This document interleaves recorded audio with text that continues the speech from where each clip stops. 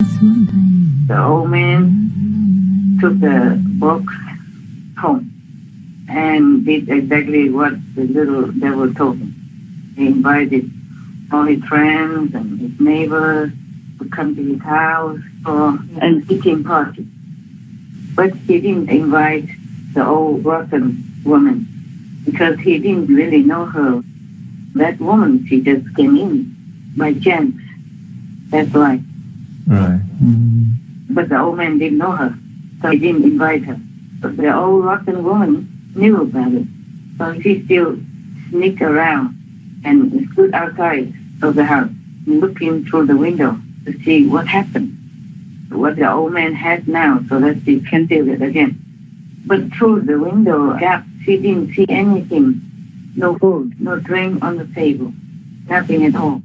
But the old man put that box, which can know who the thief, right in the middle of the table. And then immediately that box began to produce a lot of nice music, singing and dancing. The box was singing and then dancing the way he does, all the way up to the window. And then the box jumped up and sat on the head of that rotten woman, and then sat still.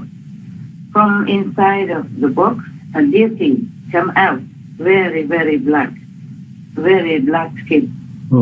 He was very big, and he had a stick in his hand. Then he began to beat that old rotten woman until she became black and blue all over her body. And then she could bear no more, so she screamed, "Stop it, stop it, stop it. Okay, I am the thief. I admit it." So the old lonely man said, "Just admitting is not enough. You have to return the stolen things." So the old rotten woman did exactly what the old man asked. But she didn't stop there. Do you know what she's going to do next? No, Master. No, we don't. So, what did she do? She went to find the king and gossip. She told the king like this, "Your Majesty, what kind of king are you? Huh? You are the king, but you don't know that in your kingdom something has happened." So the king asked her, "What do you mean by that?" So the old woman said, "Your Majesty, why is it that in such and such house, on such and such street, there is an old man who has many magical things, and only you as the king are worthy to have them?" Yeah, I am sure that they are your things, your treasures, and they have been stolen. So the king sent the police to that house to take the lonely old man to the palace. Yes.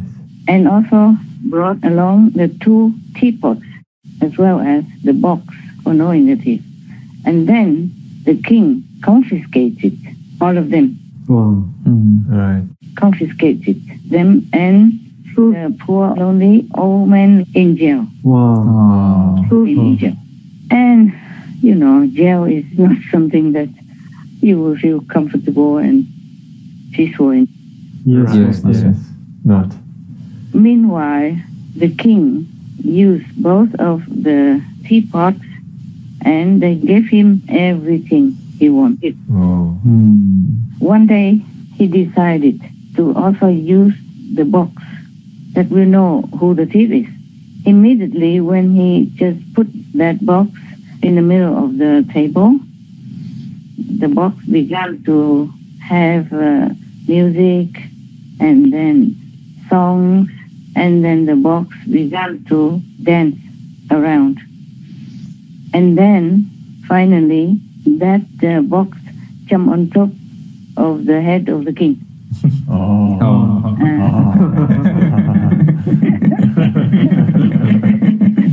Okay, he asked for it, right? Yes. And then a very, very black deity jump out from the box with the stick, and keep beating the king non-stop. Wow. And also scream, "You are the thief who stole the 2 teapots from the poor old man." Beating and screaming like that at the same time, non-stop. Wow. Okay. Until the king ordered to release the poor old man from jail and return his property. Yeah. And then the king requested the owner of the 2 teapots to tell him the complete story.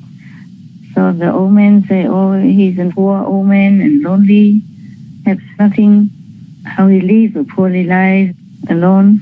But then when he dropped a peanut into the well, and so, and then the little devil came out and gave him this and that. The little devil gave him all these things in place of the peanut that fell and he couldn't find. But the old rotten woman had stolen them, and so. Yes. He told everything.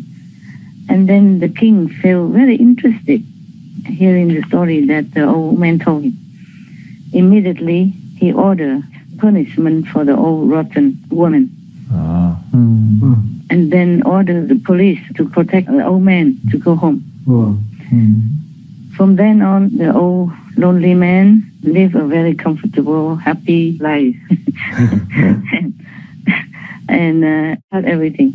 And he always came and talked to his friends and his neighbors until the day he left this world. Good. Do for him. The end. Thank you, Master. Thank you, Master. Applause. Nice story. Applause for the old man. Yes. For the good story that the compiler has chosen. Yes, Master. Yeah. Yeah, it's a very simple story, but you can think about it and feel like this world is like that. Everything we do has to be correct. Yes, Master. Yes, Master. And we have to be content with what we have and not steal things from other people or from neighbors. Even the leader of one country should not go and make war and steal lands from other countries, because there will be the retribution sooner or later. Right. Yes, Yes. Master. There will be. And even if you don't see it in this lifetime, you will see it in hell or in the next life also, after hell. You will be born into such a situation, such a planet, such a world that you will be chased, you will be killed, you will be wounded, you will be maimed, just like the way you cause it to happen to other innocent people, either from your country or from the neighboring country, because it is like that. If you plant an apple tree, you will have apples. If you plant an orange tree, you will have an orange. Yes, Master. Yes, That's right, that's Master. right. The law in this physical world is exact, very scientifically and practically exact. And if the sin is too big, then it will carry on until the next life, or first through purification in hell. And then you will be reborn as a victim, the way you cause other people or other animal people, other beings to be the victims when you were alive, provoking neighbors to make war or making a war yourself. Yeah. Understand, Master. Exactly. Sometimes the karma, the retribution, the punishment will not go directly to you yet, but it might go to your children or your loved ones, family members, or even your pets. Wow.